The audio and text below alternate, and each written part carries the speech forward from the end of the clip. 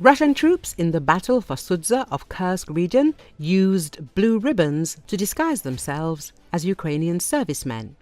A story about this was aired on the Russian state-owned Channel 1. A couple of days before the assault, an important package arrives. Blue armbands, like the enemy's for camouflage, the story says. Notably, using the enemy's uniform or insignia to deceive during combat is considered a war crime.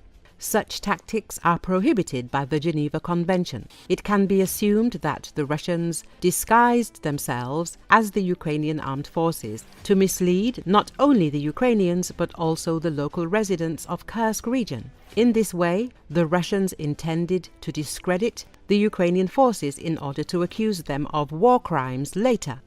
After the return of Sudzha, Russian propagandists began to accuse the Ukrainian armed forces of rolling a steamroller over the city, leaving not a single building in the city intact. The truth is that the destruction in the settlement appeared precisely during the Russians' attempts to return it under their control. The Russian armed forces have been bombing Sudzha with aerial bombs and artillery for the past 6 months. Military expert Yan Medvedev drew attention to this on Telegram. The Ukrainian armed forces captured Sudzha in 2 days with virtually no resistance. I wonder who rolled over the city and destroyed every house in it over the next 7 months. Did the Ukrainians bomb themselves? The expert wrote. Recall, North Korean troops have played a pivotal role in Russia's recent advances against Ukrainian forces in the Kursk region, Kiev has assessed. A move aimed at cutting off logistical supplies and isolating Ukrainian soldiers. DPRK units participating in the latest Russian counteroffensive comes after Pyongyang reportedly deployed thousands more soldiers to the region to reinforce its troops after suffering casualties.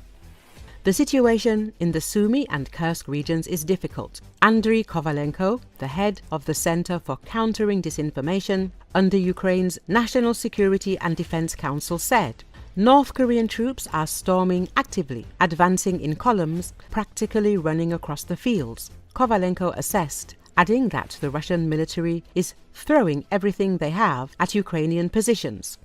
Multiple Ukrainian soldiers reportedly told the New York Times that Russia's combat success stemmed from the use of North Korean soldiers, who often outnumber Ukrainian forces 50-6, and fiber-optic drones resistant to jamming.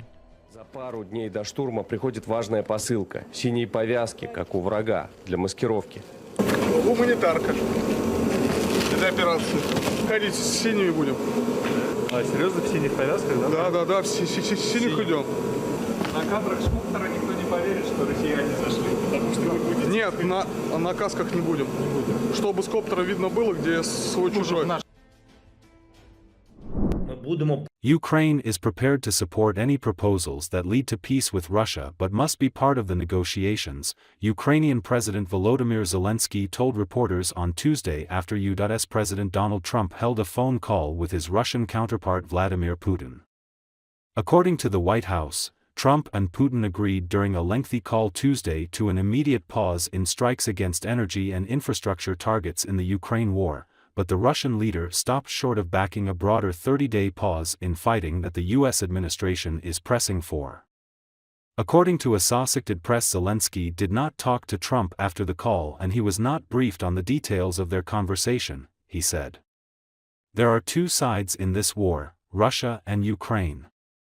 Trying to negotiate without Ukraine, in my view, will not be productive, Zelensky said via a video press conference. Zelensky appeared frustrated that he was not being included in the details of the negotiations.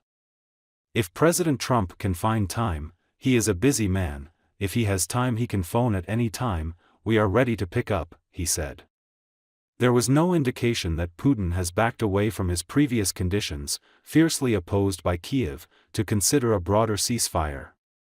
Russia wants Ukraine to renounce any prospect of joining the NATO military alliance, sharply cut its army, and protect Russian language and culture to keep the country in Moscow's orbit, among other concessions.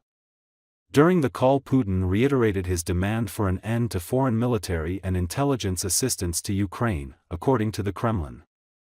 Shortly after the call ended, air raid alerts sounded in Kiev, followed by explosions in the city. Local officials urged people to seek shelter. Ми будемо підтримувати будь-які пропозиції, які ведуть до сталого і справедливого миру. Але для цього ми повинні розуміти, про що йдеться, які деталі. І дай Бог, щоб ми знали всі ці деталі, щоб партнери проговорили з нами, тому що в цій війні дві сторони – Росія і Україна. І без України домовлятись, мені здається, безрезультативно.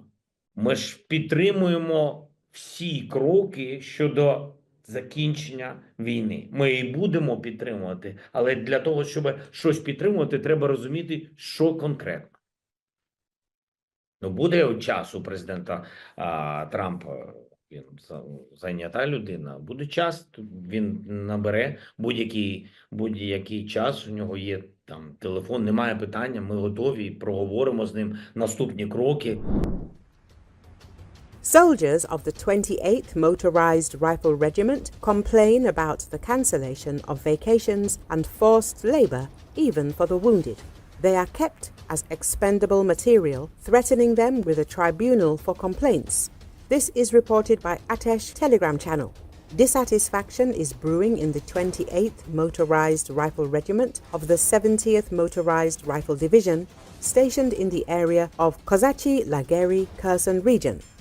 The command cancels promised vacations and rotations, forcing personnel to dig trenches and strengthen positions for days. Even the wounded are not released. They are forced to work, threatening them with a tribunal. As noted in Atesh, the reason is simple: a critical shortage of people. Many units have been sent to other areas, and those that remain are simply used to the point of exhaustion. The military understands that they are being kept as expendable material, but they are afraid to complain. The punishment for discontent is one: annulment. More and more soldiers realize that they are not defending the homeland, but simply dying for generals who do not care about their fate.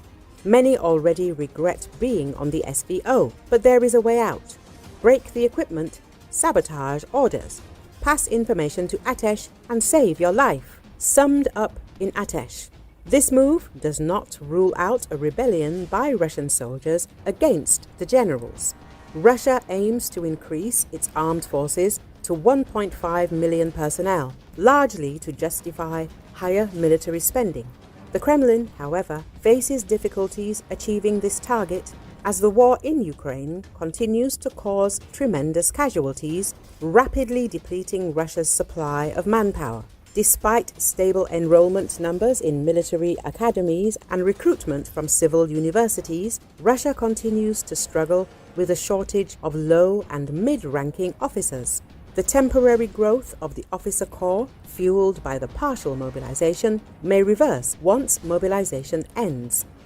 Moscow is expanding military schools and programs for children and teenagers, aiming to create a Soviet-style military system that can be quickly mobilized despite the technological weaknesses of Russia's military-industrial complex.